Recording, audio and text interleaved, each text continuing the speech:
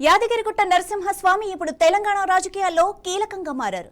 రెండవ తిరుపతిగా అభివృద్ధి చేసుకున్న యాదాద్రి దేవస్థాన కమిటీ ఇప్పుడు అధికార పార్టీ కాంగ్రెస్ లో అంతర్గత కలహాలకు వేదికైంది.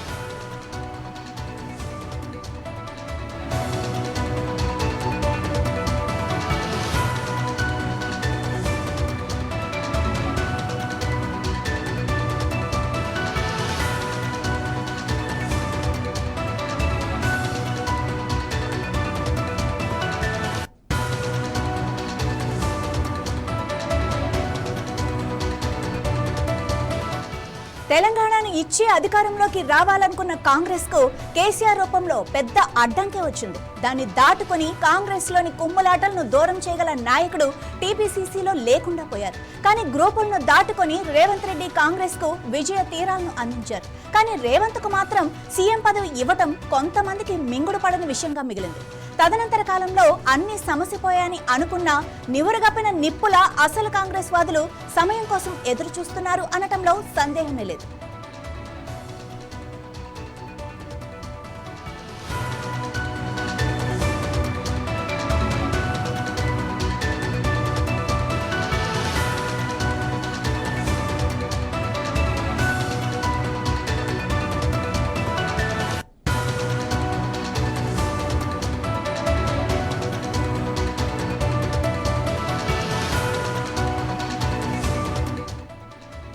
వాస్తవానికి కాంగ్రెస్ ను అధికారంలోకి తెచ్చిపెట్టింది కేవలం దక్షిణ తెలంగాణ మాత్రమే. మహబూబ్ నగర్, నల్గొండ, ఖమ్మం, వరంగల్లో మాత్రమే కాంగ్రెస్ పార్టీ స్వీప్ చేస్తూ 10 ఏళ్ల పాటు అధికారంలో ఉన్న టీఆర్ఎస్ కు చుక్కలు చూపించింది. ఇక్కడి ఓటర్లు ఇక్కడ తెలంగాణలో కొన్ని సీట్లు మిగిలిన వ్యక్తి స్వామిక విజయంతో కాంగ్రెస్ పార్టీ కుర్చీలో కూర్చుంది. ఉత్తర తెలంగాణ మాత్రం బీజేపీ, బీఆర్ఎస్ మధ్య దోబూచులాడుతూ రేవంత్ సర్కార్ కు కంటి మీద కునుకు లేకుండా చేస్తోంది.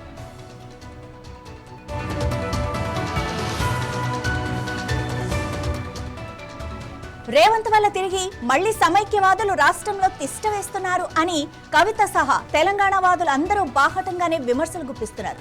ఇప్పుడు ఆ మాటలకి ఆజ్యం పోస్తూ తెలంగాణలో అతిపెద్ద దేవాలయమైన యాదగిరిగుట్ట దేవస్థాన పాలక మండలి ఏర్పాటు కుంపట్లు పెట్టింది. ఉమ్మడి నల్గొండ జిల్లాకి తలమానికమైన గుట్ట పాలక మండలిలో సభ్యుల నియామకం, చైర్మన్ స్థానానికి జరిగిన కేటాయింపులో కనీస సమాచారం లేదు అని జిల్లా కాంగ్రెస్ ఎమ్మెల్యేలు, మంత్రులు కాస్త గట్టిగానే ప్రస్తావిస్తున్నారు.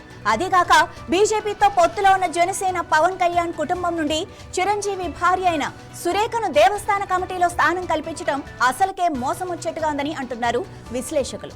వాస్తవానికి రేవంత్ రెడ్డి సీఎం గా రావడం ప్రతిపక్షాల కంటే అధికార కాంగ్రెస్ లో ఎక్కువ మందికి ఇష్టం లేదు. కానీ తప్పని పరిస్థితుల్లో వాళ్లే ఆ నియామకాన్ని అంగీకరించి ప్రభుత్వంలో కొనసాగుతున్నారు. కానీ రేవంత్ దూకుడు, తీసుకునే నిర్ణయాలు కూడా మాకు చెప్పటం లేదు అని ఒకరిద్దరు సీనియర్ మంత్రులే చెబుతున్నారు. అంటే పరిస్థితి ఏంటో, ఎలా ఉందో అర్థం చేసుకోవచ్చు.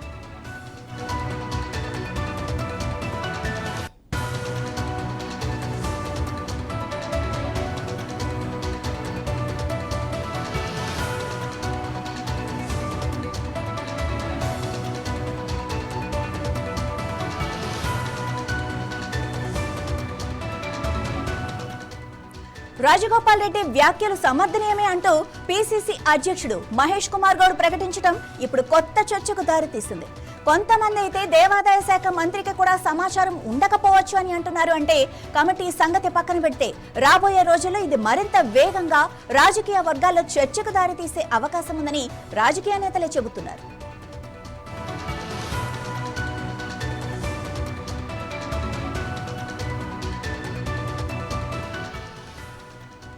ఇదే విషయానికి సంబంధించి మరింత సమాచారం మా ప్రతినిధి శంకర్ అందిస్తారు. శంకర్, చెప్పండి, అసలు యాదాద్రికి సంబంధించిన అంతర్గత కుమ్ములాటలు ఏంటి?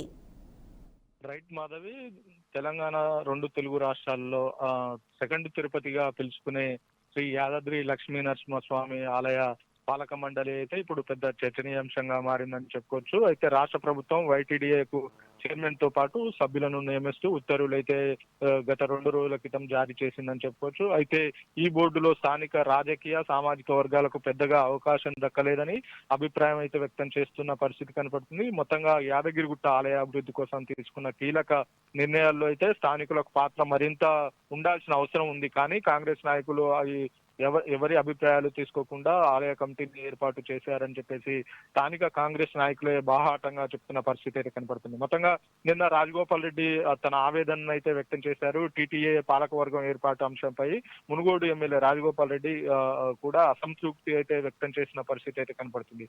అయితే ఈ రాజకీయ అభిప్రాయం కాకుండా ప్రాధాన్యతంగా సంతరించుకుందని కూడా చెప్పుకోవచ్చు. బోర్డు ఏర్పాటు విషయంలో స్థానికంగా ఉన్న సీనియర్ నేతలను మన అలాగే మునుగోడు ఎమ్మెల్యేగా ఉన్న రాజగోపాల్ రెడ్డి అలాగే జిల్లాకు చెందిన ఎమ్మెల్యేల అభిప్రాయాలు కూడా తీసుకోలేదని వాళ్ళు అయితే బాహాటంగానే ఆవేదన వ్యక్తం చేస్తున్న పరిస్థితి అయితే కనపడుతుంది. తను మునుగోడు నియోజకవర్గంగా ఉన్న ఈ యాదాద్రి భువనగిరి జిల్లాలో ఏదైతే ఉందో అయినా కూడా ఈ యాదాద్రి భువనగిరి జిల్లాలో మునుగోడు ఉన్నా కూడా మునుగోడు ఎమ్మెల్యేగా తను ఉన్నా కూడా తనకు కూడా కనీసం సమాచారం ఇవ్వలేకపోవడం ఏమిటని ఆగ్రహం కూడా వ్యక్తం చేసిన పరిస్థితి కనపడుతుంది. అయితే రాజగోపాల్ రెడ్డి ఈ విషయంపై అయితే అసంతృప్తి వ్యక్తం చేశారని చెప్పుకోవచ్చు. అయితే ఈ అంశంపై జిల్లాలో మరింత అయితే చర్చనీయాంశంగా మారింది. అయితే 18 మంది కమిటీ సభ్యులు ఎవరైతే ఉంటారో 18 మంది కమిటీ సభ్యులు అలాగే సత్యనారాయణని కమిటీ చైర్మన్ గా నియమించారు. ఈ కమిటీలో జిల్లాకు చెందిన నాయకులు కావచ్చు, అలాగే జిల్లాకు చెందిన సామాజిక కార్యకర్తలు, అలాగే జిల్లాకు చెందిన పలువురు ఉన్నారు. వాళ్ళకి ఎవరికి దక్కని ఈ స్థానాన్ని అంటే ఎవరికి చెప్పారు అంటే ఎలా కమిటీని నియమించారు అంతా సీఎం ఇష్టమేనా అంటే ఎవరి అభిప్రాయాలు అంటే కనీసం పార్టీకి సంబంధించిన ఎమ్మెల్యేలు కూడా ఉన్నారు. పార్టీకి సంబంధించిన ఎమ్మెల్యేలకు కూడా కనీసం సమాచారం లేదు అని చెప్పేసి నిన్న రాజగోపాల్ రెడ్డి అయితే బాహాటంగా చెప్పిన పరిస్థితి కనపడుతుంది. అలాగే జిల్లాకు చెందిన ఎమ్మెల్యేలు కూడా అంటే అలాగే భువనగిరి కావచ్చు, ఆలేరు కావచ్చు, అలాగే మునుగోడు కావచ్చు, ఈ 3 జిల్లాలు వస్తాయి. కనీసం ఈ 3 జిల్లాల ఎమ్మెల్యేకి కనీసం సమాచారం ఉందా లేదా అన్నది ఆలేరు ఎమ్మెల్యే కావచ్చు, భువనగిరి ఎమ్మెల్యే కావచ్చు వీళ్ళు బాహాటంగా వచ్చి చెప్పలేని పరిస్థితి ఉంది. కానీ మునుగోడు ఎమ్మెల్యే మాత్రం బాహాటంగానే అసలు కనీసం జిల్లాకు చెందిన ఎమ్మెల్యే నేను కనీసం నాకు ఒక జిల్లాకు చెందిన సీనియర్ కాంగ్రెస్ నాయకుడిని కూడా కనీసం నాకు ఎలాంటి సమాచారం కూడా లేదు, వీళ్ళ పనితీరు బాలేదని చెప్పేసి ఒక టీవీ వేదిక నిర్వహించిన చర్చ వేదికలో కూడా తను స్వయంగా చెప్పిన పరిస్థితి కనపడుతుంది. అలాగే బాహాటంగా కూడా ఒక మీటింగ్ లో కూడా రాజగోపాల్ రెడ్డి తన ఆవేదన వ్యక్తం చేశారు. ఎక్కడ కూడా ఎలాంటి సమాచారం ఇవ్వట్లేరు, వీళ్ళ పనితీరు బాలేదు అని కూడా రాజగోపాల్ రెడ్డి చెప్పిన పరిస్థితి కనపడుతుంది. మొత్తంగా వైటీడీ పాలకవర్గ సాధారణ నామినేటెడ్ బోర్డు అయితే బోర్డు కంటే ఎక్కువ ప్రాధాన్యత ఉంది. అయితే యాదగిరిగుట్ట ఆలయ పరిసర ప్రాంతాల అభివృద్ధి, మౌలిక సదుపాయాలు, అలాగే భూసేకరణ, మాస్టర్ ప్లాన్ అమలు వంటి కీలక అంశాలపై కూడా బోర్డు నిర్ణయాలు తీసుకున్నదని కూడా చెప్పుకోవచ్చు. అలాంటి కీలక బోర్డులకు ఉమ్మడి నల్గొండ జిల్లాకు అయితే ముఖ్యంగా ఆలేరు, భువనగిరి నియోజకవర్గాలకు ఆశించిన స్థాయిలో అయితే ప్రాధాన్యత దక్కలేదని మొత్తం చర్చ నడుస్తున్న పరిస్థితి కనబడుతుంది. ఇప్పుడు రాజకీయ వర్గాల్లో కూడా ప్రధాన అంశంగా ఇదేగా మారింది. వైటీడీ పాలక మండలి నియామకంతో అయితే మొదలైన ఈ అసంతృప్తి పార్టీ అధిష్టానం ఎలా చర్చిస్తుంది, ఇప్పుడు ఈ ఉమ్మడి నల్గొండ జిల్లా రాజకీయాల్లో ఆసక్తిగా మారింది. ఇది ఇలా ఉంటే చిరంజీవి భార్య కొనిద్దెల సురేఖ కూడా ఈ బోర్డు కమిటీలో స్థానం దక్కింది. అంటే సో జిల్లాకు చెందిన వాళ్ళు కూడా ఇది పెద్ద చర్చనీయాంశంగా మారింది. అంటే సో చిరంజీవి భార్య కొనిద్దెల సురేఖకు దీంట్లో స్థానం దక్కడం ఏంటి, జిల్లాకు చెందిన పలువురు ఉన్నారు అంటే సామాజిక కార్యకర్తలు ఉన్నారు, అలాగే రాజకీయవేత్తలు ఉన్నారు.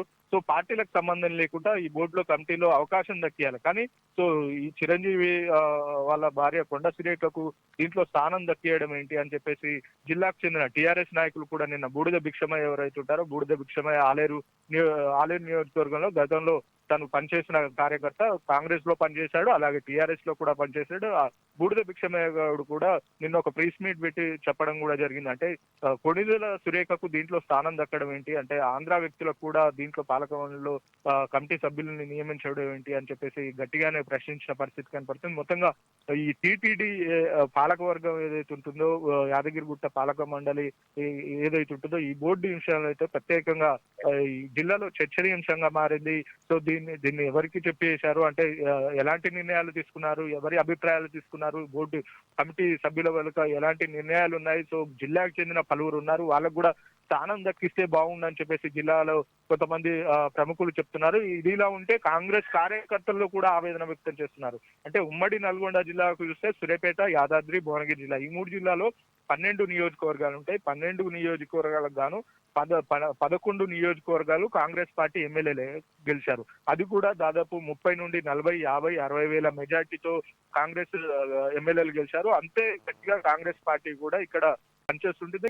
కాంగ్రెస్ కార్యకర్తలు కూడా అలానే ఉంటారు. కానీ సో ఒక సూర్యాపేట నియోజకవర్గ ఒక టిఆర్ఎస్ పార్టీ ఎమ్మెల్యే మాత్రమే గెలిచాడు. 12కు 11 టిఆర్ఎస్, 11 కాంగ్రెస్, అలాగే 1 టిఆర్ఎస్. ఇంత గట్టిగా ఉన్న పార్టీ, ఇంత పకడ్బందీగా ఉన్న పార్టీ. సో ఆ ఎమ్మెల్యేలకు కూడా కనీసం ఎక్కడ కూడా ఇన్ఫర్మేషన్ లేదు. సో నెక్స్ట్ ఎలక్షన్ లో వీళ్ళ పనితీరు కూడా ఇలానే ఉంటే నెక్స్ట్ ఎలక్షన్ లో పరిస్థితి ఏంటని కాంగ్రెస్ నాయకులే, కాంగ్రెస్ లీడర్లే అనుకుంటే పరిస్థితి కనపడుతుంది. కాంగ్రెస్ పార్టీ ఇంత స్టాండ్ ఉన్నా కూడా కనీసం వీళ్ళ పనితీరు, వీళ్ళ వ్యవహారాలు నచ్చట్లేదని కాంగ్రెస్ నాయకులే చెప్తున్నారు. అలాగే మునుగోడు ఎమ్మెల్యే బాహాటంగానే బయటకు వెళ్ళి వీళ్ళ పనితీరే బాలేదు, అసలు సీఎం వచ్చిన రోజు నేను అందుబాటులో ఉన్నాను, బిజీ కూడా లేను, కానీ నాకు ఆ సభకు వెళ్లే ఉద్దేశం లేదు, నాకు ఆ సభ నచ్చలేదు, వాళ్ళ పనితీరు నచ్చలేదు, కాబట్టి నేను ఆ సభకి వెళ్ళలేదని ఒక మునుగోడు నియోజకవర్గానికి సంబంధించిన రాజగోపాల్ రెడ్డికి స్వయంగా కాంగ్రెస్ పార్టీ ఎమ్మెల్యే కాంగ్రెస్ పార్టీలో ఉన్నారు, కానీ కాంగ్రెస్ పార్టీ సీఎం చేసే పనులు ఆయనకు నచ్చట్లేదు, ఆయన వ్యవహార శైలి నచ్చట్లేదని బాహాటంగానే ఎమ్మెల్యే వచ్చి బయటికి చెప్తే కాంగ్రెస్ నాయకులు, కాంగ్రెస్ కార్యకర్తలు ఆవేదన వ్యక్తం చేస్తున్నారు. ఏంటి అసలు జిల్లాలో ఇంత స్టాండ్ ఉన్న కాంగ్రెస్ పార్టీ సో ఇలా చేస్తే నెక్స్ట్ ఎలక్షన్ లో పరిస్థితి ఏంటి? సో కాంగ్రెస్ కార్యకర్తలు ఏదైనా అవకాశం వస్తే కాంగ్రెస్ కార్యకర్తలు ఉంటారు, కాంగ్రెస్ కోసం పనిచేసిన కార్యకర్తలు ఉంటారు, అలాగే జిల్లాకు సంబంధించిన సామాజిక కార్యకర్తలు ఉన్నారు. జిల్లాలో పలువురు అనేక అభివృద్ధి కార్యక్రమాలు, అనేక సేవా కార్యక్రమాలు చేసిన వాళ్ళు కూడా జిల్లాలో చాలా మంది ఉన్నారు. వాళ్ళకి అవకాశం దక్కియవచ్చు కదా, జిల్లాలకు చెందిన వాళ్ళు ఉన్నారు, వాళ్ళకి అవకాశం ఇవ్వచ్చు అని చెప్పేసి చాలా మంది ఆవేదన వ్యక్తం చేస్తున్నారు. మొత్తంగా ఈ పాలక మండలి అయితే జిల్లాలో పెద్ద చర్చనీయాంశంగా మారిందని చెప్పవచ్చు మాధవి. Thank you Shankar.